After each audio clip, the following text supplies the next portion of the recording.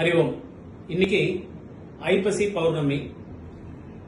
ஜெயதுர்கா பீடத்துல ஸ்வர்ணாகிருஷ்ண பைரவருக்கு ரொம்ப அற்புதமா இன்னைக்கு ஹோமம் பண்ணோம். அதே மாதிரி அடியேன் தன்வந்திரிக்கும் பண்ணேன். எல்லா சுவாமிகளுக்கும் இன்னைக்கு பூஜை நடந்தது, ஹோமம் நடந்தது. இன்னைக்கு அன்னாபிஷேகம் ரொம்ப ரொம்ப விசேஷமானது. இன்னைக்கு மாலையில கண்டிப்பா ஏதாவது ஒரு கோவில்ல போய், சிவன் கோயில்ல போய் அன்னாபிஷேகத்தை தரிசனம் பண்ணுங்க.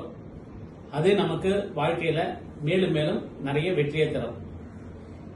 இப்போ இந்த ஹோமத்துல பாத்தீங்கன்னா நம்ம என்ன பண்றோம் அப்படின்னா, சுவாமிக்கு கொட்டைப்பாக்கு போடுறோம், தாமரை கொட்டை போடுறோம், தாமரை மலர்கள் போடுறோம். இது ஆகுதியா கொடுக்கிறோம்.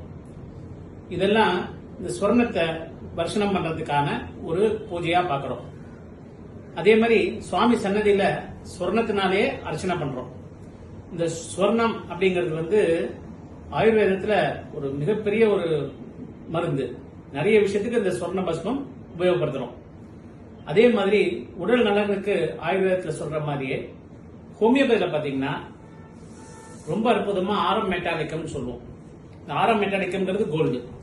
அந்த ஆரம் மெட்டாலிக்கம் இப்ப தாமரை போட்டேன்னு சொன்னேன் இல்லையா, இந்த தாமரை ஹார்ட்டுக்கு அவ்வளவு நல்லதுன்னு, ஒரு சீதளமா இருக்கும் அப்படிங்கிறது, உடம்புக்கு நல்லது கொடுக்குங்கிறதுனால ஆயுர்வேதத்துல அதை சேர்த்து கொடுக்கறது வழக்கம் இருக்கு.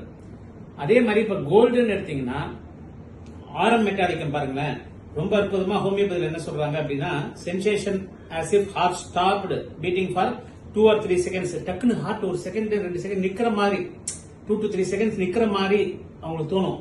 சார் ஒரு நிமிஷம் ஹார்ட் நின்று போச்சு சார் அப்படின்னு சொல்லுவாங்க. சோ அந்த மாதிரி பேஷண்ட்ஸ் ரெக்கவர் பண்றதுக்கு ஹோமியோபதியில இந்த ஆரம் மெட்டாலிக்கம்ங்கிற மெடிசன், அதாவது கோல்டு யூஸ் பண்றோம். அதே மாதிரி பல்பிட்டேஷன், படபடப்பு வருது, பல்ஸ் ரேபிடா இருக்கிறது. சோ இதுக்கெல்லாமே இன்ஃபேக்ட் பாத்தீங்கன்னா பிபி பேஷண்ட்ஸ், ஹைப்பர் டென்ஷன் உள்ள பேஷண்ட்ஸ் கூட இந்த ஆரம் மெட்டுங்கிறது உபயோகப்படுத்துறோம். இப்போ முதல்ல ஸ்லோகம் சொல்றோம், மந்திரம் சொல்றோம், ஹோமம் பண்றோம். அதுக்குண்டான மருந்துகள் கொடுக்கிற போது இது மணி மந்திர ஔஷதமா எல்லாருக்கும் நன்மை பயக்குது. நன்றாக குருவாழ்க, குருவே துணை.